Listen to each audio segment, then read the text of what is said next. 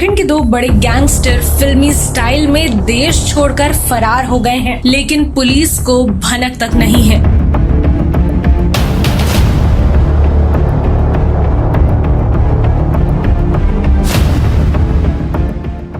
पहले प्रिंस खान और अब राहुल सिंह दो अलग अलग गैंग के मुखिया, लेकिन काम करने का स्टाइल एक ही है। दोनों विदेश में बैठकर झारखंड में आतंक मचाते हैं। हर कोने में इनके शूटर मौजूद हैं और एक इशारा होते ही गोली चलने को तैयार रहती है।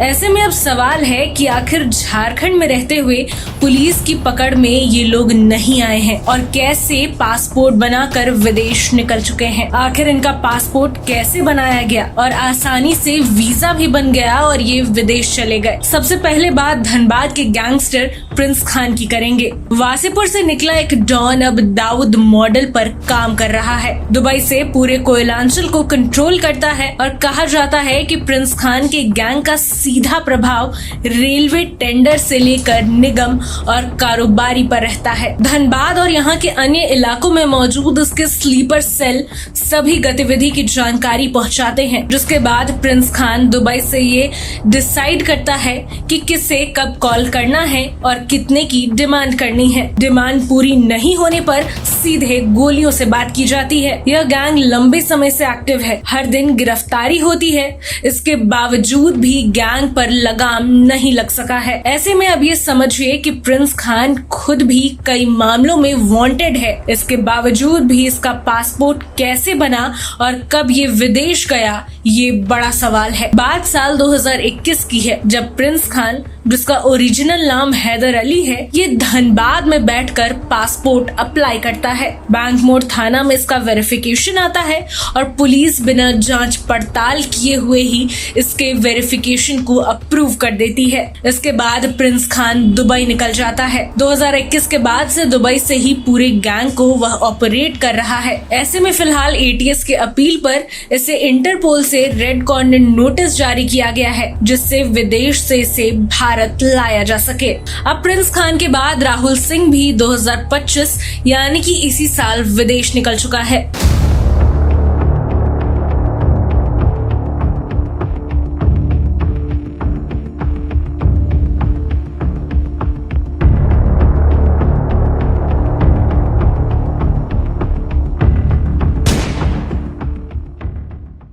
अमन साहू के एनकाउंटर के बाद आजाद सरकार के नाम से गैंग को चला रहा है। अमन साहू के खात्मे के बाद गैंग और भी ज्यादा घातक तरीके से काम करने लगा है। इसके काम करने का तरीका तो अमन साहू जैसा ही है, लेकिन अब सीधे गोली से गैंग बात करता है। राहुल सिंह गैंग झारखंड के कई जिलों में फैल चुका है। पलामू, लातेहार, गढ़वा, चतरा, हजारीबाग, रामगढ़, रांची और धनबाद समेत कई जिलों में यह एक्टिव है। कोयला कारोबारी से लेकर रियल एस्टेट के बिजनेस में इसकी सीधी नजर है। और तो और मैसेज या इंटरनेट कॉल कर रंगदारी की डिमांड भी की जाती है। वहीं पैसा नहीं मिलने पर फिर से गोलियों की तड़तड़ाहट सुनाई देती है। ऐसे में अगर देखिए तो ये गैंग अब अमेरिकन मेड ग्लॉक पिस्टल का इस्तेमाल आतंक फैलाने के लिए कर रही है। पाकिस्तान से इंपोर्ट कर भारत तक पहुंचाया गया और फिर गैंग के शूटरों को मुहैया कराया गया। पुलिस के मुताबिक 12 ग्लॉक पिस्टल झारखंड पहुंची है,